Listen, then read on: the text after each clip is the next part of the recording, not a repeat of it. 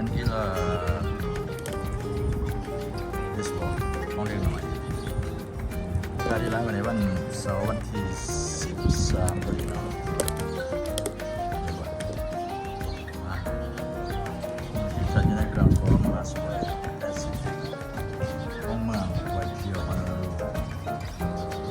ละทั้งไปนั่นเป็นทีมรุ่นจิ๋วเบสบอลของเด็กหน่อย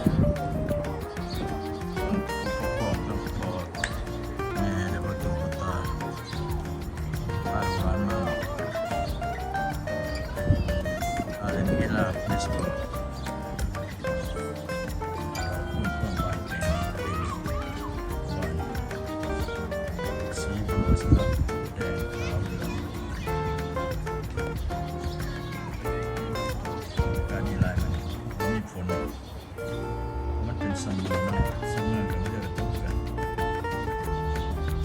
แต่ไม่ได้พูดสวยงามมาก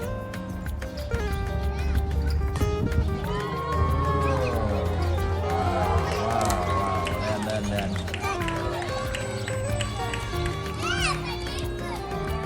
่ยแคชชั่นได้แล้วแก้มากที่มันผิวเก่งเบื้องอันนี้ภาคจาก2-2อาการยังไง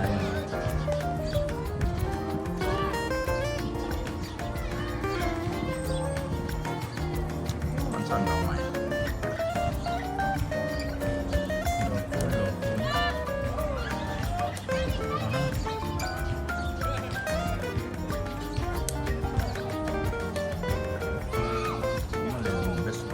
บาสเกตบอล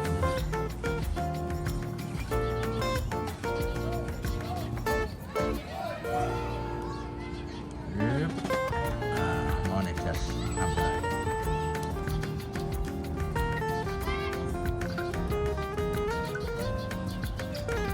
ทำได้พี่น้องเลยวันอยู่ปัจจุบันแถววันตึกสูงเรื่องสิ่งหนึ่งเข้ามาไกลขึ้นแล้วอยู่ขึ้นแล้วเดี๋ยวมาเห็นทำงานอยู่วันนี้กลางตึกสูงสองหลัง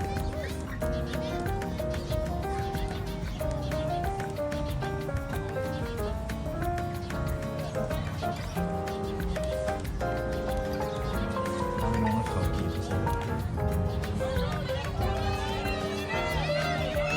ว้าว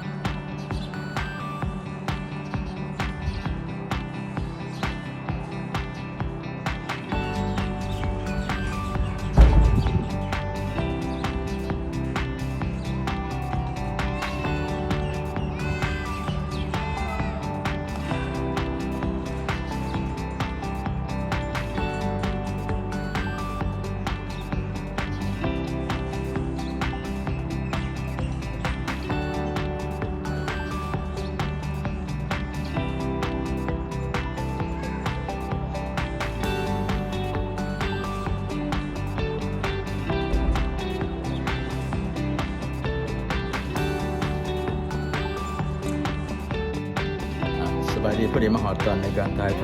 ำวิดีโอหรือว่าคลิปขอวิธีเพียงเท่านี้ก่อนและมีบรรยากาศด้วยว่าเป็นภาพงามๆจะนำมาเสนอทางในลำดับต่อไปแต่ว่าขณะนี้สิเดินกลับบ้านแล้วเดินงานเดี๋ยวนี้10 โมงถึงไป